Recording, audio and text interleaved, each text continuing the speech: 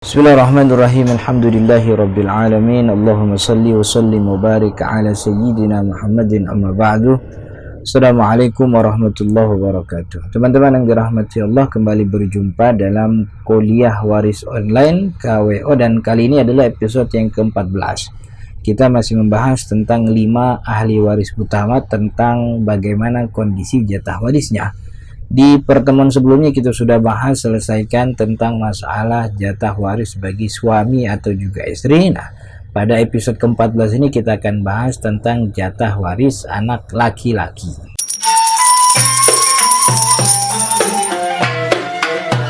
Teman-teman yang dirahmati Allah, dari 5 ahli waris utama tersisa tinggal 2 ahli waris lagi yang belum kita bahas, yaitu anak laki-laki dan perempuan. Pada kesempatan episode ke-14 ini kita bahas anak laki-laki dulu ya, jadi sebelum nantinya anak perempuan.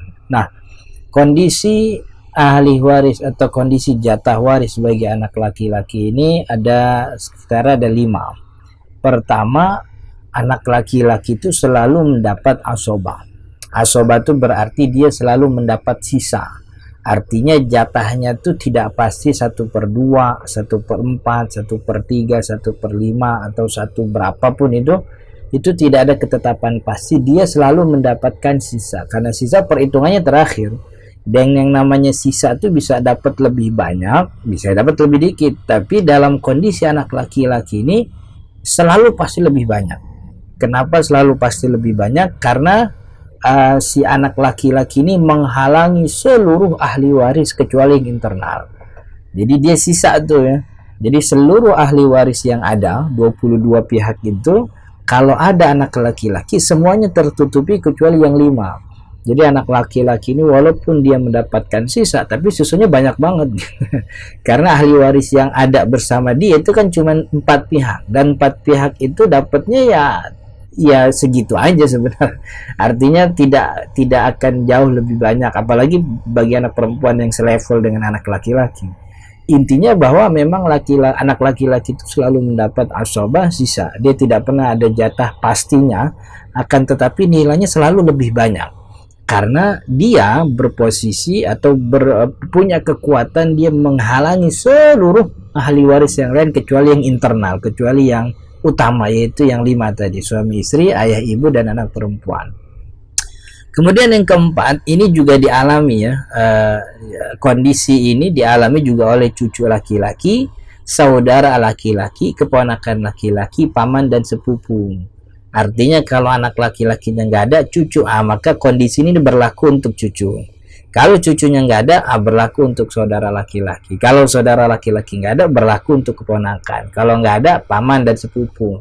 Tapi selama anak laki-laki ada, ya cucu nggak dapat, saudara nggak dapat, keponakan juga nggak dapat, paman termasuk sepupu juga nggak dapat. Intinya kondisi yang sama seperti anak laki-laki ini terjadi untuk cucu, tentu dengan catatan nggak ada anak laki-laki, juga terjadi untuk saudara laki-laki, terjadi untuk paman, keponakan, dan juga sepupu. Nah, yang kelima, bahwa anak laki-laki ini membuat anak perempuan ikut mendapat secara asobah. Apa maksudnya? Jadi kan kalau kita lihat ya, bahwa anak perempuan itu dalam ketetapan faraid, kalau dia ada, dia mendapatkan faraid, farudnya itu 1/2 kalau dia sendiri, 2/3 kalau dia rame-rame. Hasilnya begitu. Nah, ini kondisinya kalau memang tidak ada anak laki-laki yang selevel dengan dia. Tapi ketika almarhum punya anak laki-laki gitu, jadi kalau dia sendiri 1/2 nih anak perempuan ya, kalau dia berdua bertiga itu kan itu 3/2 gitu. Katakanlah almarhum ketika wafat anak perempuan dia punya, maka 3/2. Belakangan kemudian diketahui bahwa ternyata almarhum punya anak laki-laki. Nah, ketika ada anak laki-laki, anak perempuan yang mestinya dapat 1/2 kalau dia sendiri atau 3/2 kalau dia rame-rame, itu jadi jatahnya tuh jadi barang-barang, jadi asobah gitu. Jadi awalnya 3/2 rame-rame, tapi karena ada anak laki-laki, maka ke semua anak ini mendapatkan sisa dengan pembagian laki-laki 2 kali jatah perempuan. Ini yang dikatakan oleh Allah, yusikumullahu fi auladikum lidzakari mithlu hadzil unsayain. Jadi ketika ada laki-laki, yang berkumpul dengan perempuan dalam level yang sama, ini kan levelnya sama nih, sama-sama anak gitu ya, maka kondisi pembagiannya seperempuan yang awalnya dapat faraid itu menjadi dapat sisa asobah. Asobahnya bagaimana pembagiannya? Pembagiannya dia mendapat laki-laki mendapat 2 kali jatah perempuan. Jadi kalau anak perempuannya ada 4, laki-lakinya 1, berarti ini pembagiannya ada 6 bagian. Perempuan 1, 2 bagian untuk laki-laki. Jadi kalau laki-lakinya ada 2, perempuannya 1, ya berarti pembagiannya 5, 2 untuk masing-masing anak laki-laki, 1 untuk anak perempuan gitu. Ini berkaitan dengan anak laki-laki, dan insya Allah di episode 15 kita akan bahas tentang perempuan, karena masih ada beberapa satu ahli waris utama yang belum kita bahas. Wallahu ta'ala alam. Saya mohon maaf jika ada kata yang kurang berkenan. Hadanallahu wa iyyakum ajma'in. Assalamualaikum warahmatullahi wabarakatuh.